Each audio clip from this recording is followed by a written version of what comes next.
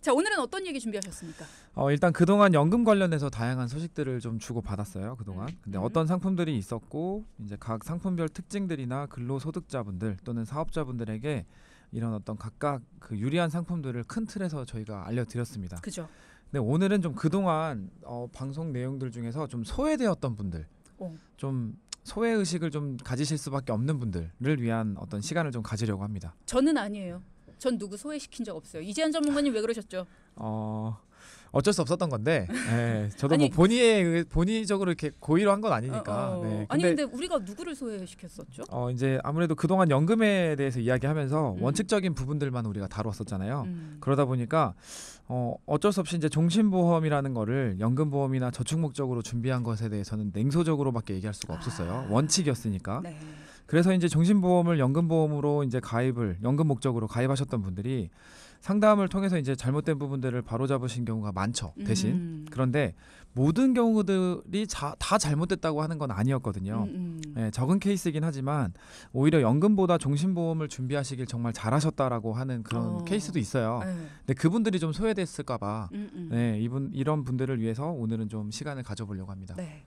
진짜 저희가 이 시간들을 함께하면서 간혹 가다가 어떡해 나 종신보험 갖고 있어 이런 분들이 간혹 맞아요. 계셨거든요. 네네네. 종신보험이라는 걸 갖고 있다는 게 무조건 문제다가 아닌데도 불구하고 그렇게 오해하시는 분들이 계셨습니다. 네네. 자, 그래서 이번에는 예외적인 경우, 그러니까 종신보험도 좋은 거야. 좋은 그렇죠. 경우가 있어. 네네네, 라는 거를 그럼요. 가르쳐 드리는 시간이군요. 네네. 상담할 때 고심한 끝에 이제 여러 전문가들을 만나서 상의를 하셨을 거예요.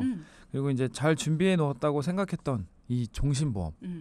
이게 방송을 듣고 마치 잘못 가입한 것처럼 느껴지신다면 이제 슬퍼하시는 분들이 좀 계셨는데 오늘은 그런 분들을 위한 특집 시간이라고 좀 생각해 주시면 될 것 같습니다. 그렇군요. 네. 살다 보면 내가 처한 상황이 일반적인 경우가 아닌 경우도 있습니다. 그럴 때 예외적인 것까지 안내를 해주는 사람을 만난다라고 하면 크게 도움이 되겠죠. 그렇죠. 네. 자, 오늘이 바로 그런 시간이 될 것 같습니다.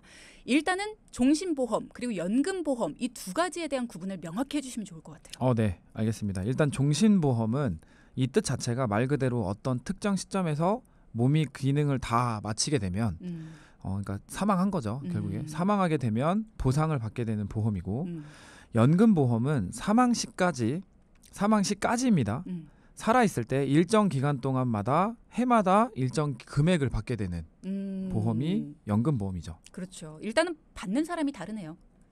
그렇죠. 산 사람이 받는 거는 뭐 마찬가지지만 이제 네. 대상자가 좀 다르니까. 그렇죠. 네네. 네. 느낌이 살짝 비슷하지만 어쨌든지 간에 알고 보면 명확히 다르다는 걸 꼭 알아두셔야겠어요. 그렇죠. 이제 네. 일단 사망과 연관되어 있는 게 좀 있는데 종신보험은 사망 시 보험금을 지급하는 보험이라면 연금보험은 이제 살아있을 때 어떤 특정 시간부터 이제 사망 시까지 일정 금액을 받는 거니까 좀 그런 느낌이 있죠. 네. 자, 그러면 종신보험과 연금보험의 이점 어떻게 다릅니까? 일단 종신보험은 아무래도 가정 경제를 주로 담당하는 주체, 그러니까 가장이라고 보통 말들을 하시는데 네.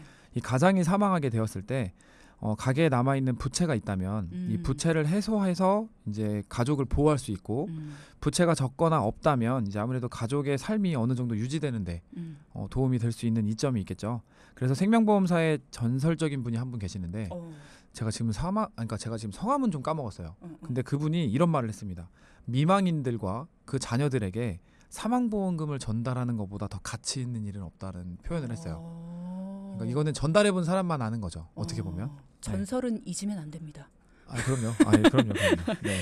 갑작스런 가장의 네. 부재로 인해서 가정 경제가 위급한 상황에 처했을 때, 네. 꼭 부채가 없더라도 그렇죠. 일단 네. 가장이 갑자기 이제 부재했다, 가장이 그렇죠. 없어졌다라고 하면 그 집에는 일단 가정 경제가 흔들릴 수밖에 맞아요. 없잖아요. 네. 네, 그렇게 됐을 때 사망보험금의 가치가 빛을 발한다. 맞아요. 그리고 이제 소득이 끊긴 이후에 이제 노후 시기에 또는 뭐 몸도 망가질 수 있고 젊은 시점처럼 이렇게 힘이 남아있지 않은 상황이 또 있을 수 있잖아요. 그렇죠. 그 시점에서 사망 시까지 일정한 금액이 또 꼬박꼬박 들어온다면 얼마나 또 안심이 돼요. 이것은 연금보험의 이점이 되겠죠. 연금보험은 나의 노후 생활을 보호해주는 기능이 있다라고 보시면 되겠네요. 네, 맞아요. 정확하십니다. 그래서 각각의 이점들을 좀 고려해야 할 필요가 있는데 예를 들어 하나 좀 살펴보죠. 주디 아나운서님이 만약 지금 쭈디예요, 아나운서님이에요. 네, 쭈디는 쭈디님이 네. 쭈디님이 만약 지금부터 10년간 열심히 돈을 모을 겁니다. 만약에. 네, 이유는 은퇴 이후에 소득이 끊긴 시점에서 어떤 경제 생활을 할지 몰라요. 예, 그래도 어느 정도 소득이 좀 뒷받침되게끔 하기 위해서죠. 네. 그런데 변수가 있어요. 뭐 조기 퇴직을 한다거나. 왜 그래요 저한테? 예를 들자면 그렇다는 거죠. 네. 뭐, 기분이 별론데. 네, 뭐 배우자님 뭐 미래 배우자님께서 뭐 사망을 하신다거나. 왜 그래요 저한테? 아니면 뭐 쭈디님의 건강이 조금 악화된다거나. 왜 그래 나한테? 예를 들자면 그런 겁니다. 근데 이런 상황들이 생기게 되면 그 시점까지 잘 유지하고 관리했던 이 보험들과 저축된 내용들을 사용해야죠, 당연히. 어쩔 수 없는 거잖아요, 그건. 근데 쭈디님이라면 이런 상황에서 노후 시기에 사용할 돈을 모으는 관점에서 이 시점부터 모은다면 무엇을 가장 먼저 고려하시겠어요? 돈 많이 주는 거 골라야겠죠, 뭐. 당연히 돈 많이 주겠죠. 네. 그러니까 수익률 뭐 이런 거 생각해봐야겠죠. 기분이 별로라 대답을 별로 하고 싶지 않아요. 상황이 너무 다 안 좋아요. 맞습니다. 어쩔 수 없어요. 보험이라는 거는 아무래도 이제 내가 예상하지 못하는 걸 대비해야 되기 때문에. 그렇죠. 그런 상황을 정말 상상해보고 싶진 않지만 맞아요. 그런 상황을 대비하는 거기 때문에 일단 마음을 좀 진정하고. 저도 마음이 아픕니다. 일단 10년 동안 열심히 돈을 모은다라고 한다면 방금 얘기한 것처럼 수익률을 가장 따져볼 수밖에 없을 것 같은데요. 네, 맞아요. 쭈디님의 상황이라면 그럴 수밖에 없을 것 같습니다. 그런데 이런 경우는 어떨까요? 뭐 예를 들면 건강이 일단 약하신 분 또는 약하다고 생각되는 분들, 자주 병원에 좀 다녀오시는 분들, 아니면 가정을 이제 좀 꾸려가지고 가족 구성원들이 막 늘어나고 있는 뭐 이런 결혼하신 지 얼마 안 된 분들, 또는 뭐 배우자님이 있건 없건 일단 부양해야 할 가족들이 있는 경우, 이런 경우도 마찬가지일까요, 혹시? 그런 경우라면은 수익률, 이율만 고려할 수는 없을 것 같네요. 맞아요. 그렇습니다. 이분들도 무엇보다 나의 노후를 준비하는 상품의 이율을 가장 우선적으로 고려하긴 합니다. 하는데 이분들은 그 외에도 중도인출을 통해서 그간 모아놨던 목돈을 좀 활용할 수 있는 기능이 있는지, 또는 미급 시에 납입을 좀 멈출 수 있는 기능이 있는지, 또는 뭐 자녀들한테 물려줄 수 있는 건 있는지, 뭐 여러 가지 옵션들을 좀 고려해야 되잖아요. 네, 더 나아가서는 건강 관련돼서 보장되는 사항이라도 있는지, 뭐 이런 것들을 좀 고려하게 될 겁니다. 그러다 보니까 점점 단순히 연금의 순수한 기능인 특정 시점부터 사망까지 일정한 금액을 주는 이런 것들 외에도 이런저런 다양한 기능들을 고려하게 되고, 보험사마다 이런 다양한 상황들의 경쟁력을 좀 갖추기 위해서 어떤 다양한 옵션들을 좀 추가하고 있는 거죠. 그러면 저는 그런 다양한 옵션들은 다 없애고 수익률만 높은 그런 것도 있긴 해요. 있어요. 네. 있습니다. 그러니까 각각 어떤 거를 선택할지 모르니까 다양하게 구성해두고 있는 거죠. 그렇군요. 경쟁력을 갖추기 위해서. 자, 그러면 단점으로는 뭐가 있습니까? 뭐 결론을 먼저 말씀드리면 아무래도 이제 그거에 맞지 않게 사용하면 좀 활용도가 떨어진다는 건데, 뭐 연금보험은 만들어진 목적 자체가 노후에 사용할 재원을 마련하는 데 특화된 상품이잖아요. 그렇기 때문에 연금으로 활용하지 않게 되고 중간에 좀 활용할 거라면 아무래도 좀 내가 예상했던 것보다 더 적은 금액을 받든다든지 뭐 이렇게 활용도가 좀 떨어질 수 있고요. 뭐 이거는 종신보험도 마찬가지인 것 같아요. 종신보험 또한 사망 시에 보험금을 지급하는 거다 보니까 사망을 하지 않고 장수하는 경우, 돌아가시질 않아요. 일단 계속 사십니다. 이런 경우는 되려 사망보험금을 수령할 일이 없잖아요. 극단적인 표현이었지만 어쨌든 그러면 또 활용도가 떨어질 수 있겠죠. 뭐 좋은 거긴 합니다만. 그렇죠. 네. 그러네요. 네. 보험마다 만들어진 이유가 있기 때문에 그 이유에 부합하지 않는다면 그거는 약간 뭐 활용성에 있어서는 조금 떨어질 수 있다. 그렇죠. 낭비라고 볼 수도 있겠죠. 그렇기 때문에 종신보험이든 연금보험이든 현 시점에서 노후를 어떤 사망을 맞이하기까지 뭐 여러 가지 변수들이 있기 때문에 또 이제 그걸 대응하는 사람마다 또 상황이 또 다르잖아요. 그렇죠. 그래서 이왕이면 여러 가지 상품들의 그러한 상황들을 대비할 수 있도록 옵션을 많이 넣어둔다면 경우에 따라서는 최고의 이득을 볼 수도 있겠죠. 그렇군요. 네. 자, 그동안 우리가 그런 이야기 많이 했습니다. 연금, 그러니까 우리의 노후를 대비해서 연금 목적으로 종신보험을 가입하신 분들이 많다. 뭐 예를 들어서 종신보험인데 연금처럼 가입하는 종신보험, 뭐 이런 식으로 이름이 되어 있다. 그러면 정말 이거 잘못 가입한 겁니다. 이거는 적합하지 않아요. 이런 이야기를 많이 드렸어요. 그래서 나는 괜찮은 줄 알고 종신보험에 가입을 했는데 이거 어떡하지? 하신 분들 굉장히 많았었는데, 경우에 따라서는, 그러니까 목적을 잘 알고 가입하신 분들 같은 경우에는 연금보험보다는 종신보험이 더 필요할 수도 있다라는 맞습니다. 거. 네. 사망보장을 제대로 알고 가입하신 분들 같은 경우에는 연금보다는 종신보험이 더 필요하다라는 네. 이야기를 해드렸습니다. 자, 앞서 종신보험과 연금보험에 대한 개념을 정리해봤고요. 각각의 이점과 단점도 살펴봤습니다. 그러면 구체적으로 어떤 경우에 종신보험이 연금보험보다는 더 적합하다라고 여겨질 수가 있을까요?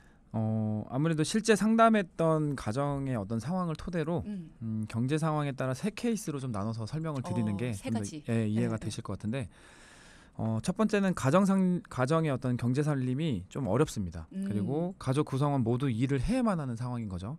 이 경우가 첫 번째가 될 것 같고요. 네.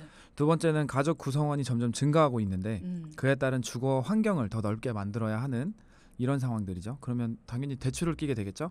그래서 대출을 받고 있는 어떤 상황들도 될 수 있고요. 세 번째는 돈이 많습니다. 엄청 많아요. 그래서 자녀들에게 물려줄 게 너무 많은 거죠. 이런 것들을 고려하고 있는데 자녀가 아직 20대 초반 혹은 아직 30대 초반이어서 사회 경험이 부족하다는 생각이 드는 이런 가정들도 있을 겁니다. 그래서 이 세 가지 상황이 다 좀 상상은 되시죠? 네, 네. 상상은 됩니다. 자, 네. 여러분께도 다시 한번 정리를 드리면, 자, 첫 번째는 경제적인 상황이 좀 어려운 가정이라고 네. 정리를 해주셨고요.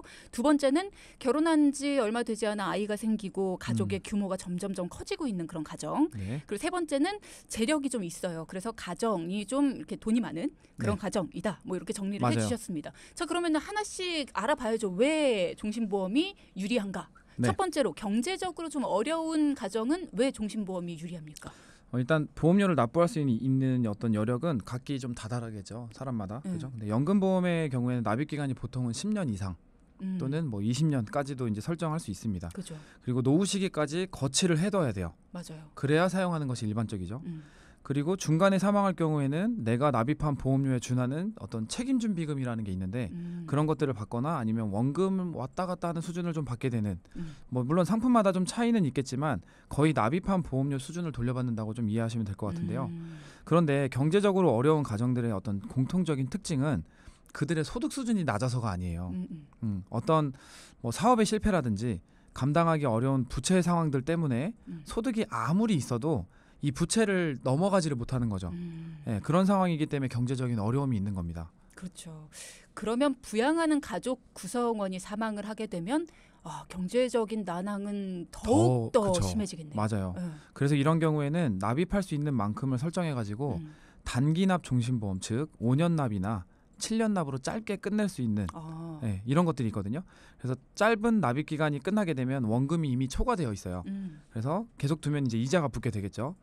뭐 더구나 부양자가 조기에 사망하게 된다고 하면 이제 납입한 원금에서 뭐 언제 사망했느냐에 따라서 뭐 많게는 2배가 될 수도 있고 뭐 정말 10회도 안 냈다. 근데 사망을 했다. 그러면 뭐 10배 이상의 사망보험금도 받을 수 있기 때문에 네.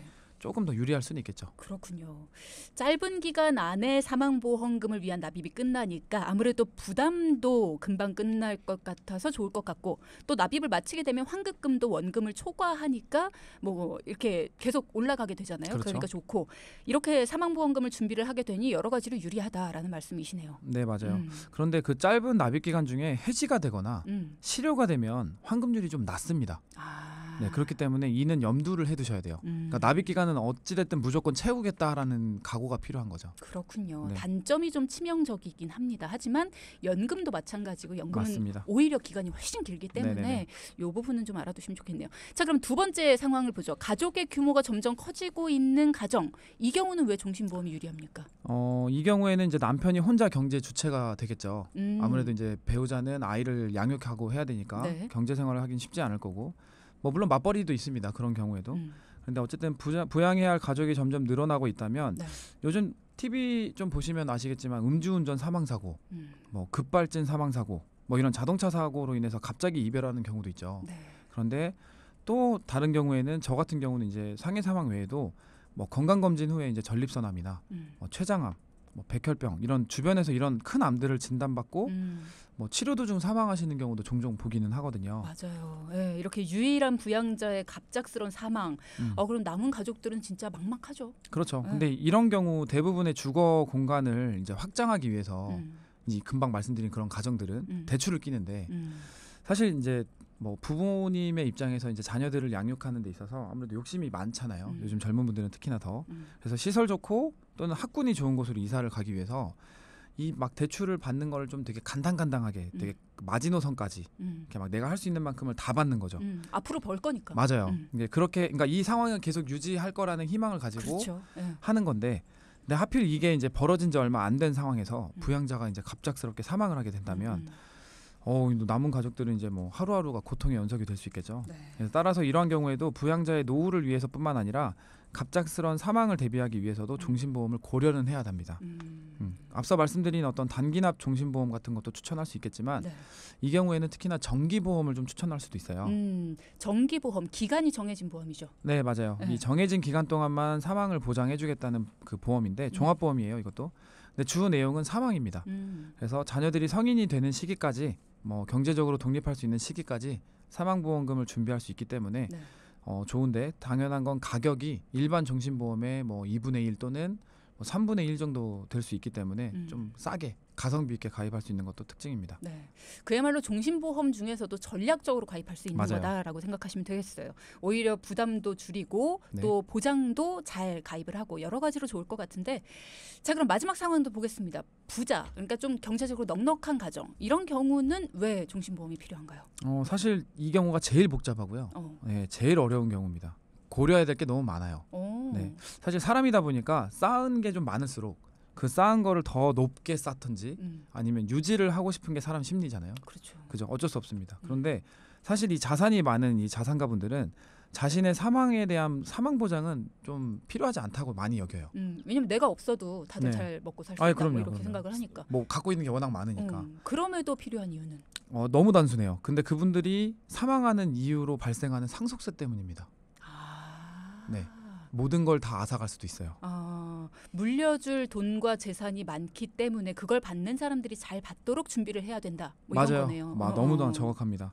아무래도 상속을 받을 대상인 자녀들이나 배우자들이 아니고 배우자가 네, 배우자가 자녀들이나 배우자가 못 느꼈는데. 죄송합니다. 네, 자녀들 또는 배우자가 이런 어떤 현금에 대한 준비가 되어 있지 않다면 어찌됐든 간에 그런 상황이 발생했을 때는 내가 현금을 또 마련을 해야 되는데 급하게 마련할 수 있는 게 있고 급하게 마련되지 않는 게 있겠죠. 그렇죠. 네, 여러 가지 상황들이 있기 때문에 이 자산의 주인이 사망하게 되면서 물려받는 과정에서 발생하는 그 막대한 상속세를 감당하지 못하게 되어서 결국에는 뭐 부동산 경매 처분 뭐 이런 것들이 생길 수 있겠죠. 또는 뭐 국가에서 막 다 가져가는 겁니다. 귀속하는 거죠. 그런 것들에 대한 큰 손해를 볼 수가 있는 거죠. 그러니까 자산가, 그러니까 재원이 조금 넉넉하다 하시는 분들은 사망 시에 발생할 수 있는 상속세 재원만큼을 사망보험금으로 준비를 해야 된다. 무조건 하시는 게 필요할 것 같습니다. 그렇군요. 네. 근데 이런 경우에는 단기납 종신보험 또는 체증형 종신보험이라는 게 있어요. 그건 또 뭐예요? 이 체증형이라는 거는 가입하는 기간이 길어지면 길어질수록 내 사망보험금도 같이 증가하는 겁니다. 네. 그래서 주 목적이 노후자금보다는 사망보험금이기 때문에 같은 보험료를 납부하더라도 더 많은 사망보험금을 이제 받게 하는 게 이분들한테는 더 좋은 상품이 되겠죠. 자, 종신보험이 유리한 경우, 그러니까 더 유리한 경우입니다. 이 세 가지 가정 상황으로 살펴봤는데요. 자, 오늘의 포인트 짚어볼까요? 네, 첫째, 종신보험과 연금보험을 구분하고 각각의 이점을 파악해서 내 상황에 맞게 준비하자. 네. 둘째, 가정경제 상황에 따라 연금보험보다 종신보험이 유리한 경우가 있다. 알맞은 상품을 파악하자. 네, 두 가지 포인트 짚어주셨습니다. 네, 감사합니다. 지금까지 황금빛 100세 시대 이재한 전문가였습니다. 고맙습니다. 감사합니다. 방송 중에 상담해드리는 내용은요, 청취자 여러분의 올바른 투자 판단을 위해 참고로 드리는 말씀입니다. 금융상품 가입이나 해지 같은 판단은요, 스스로의 책임으로 결정하셔야 한다는 점 꼭 기억해 주시기 바랍니다.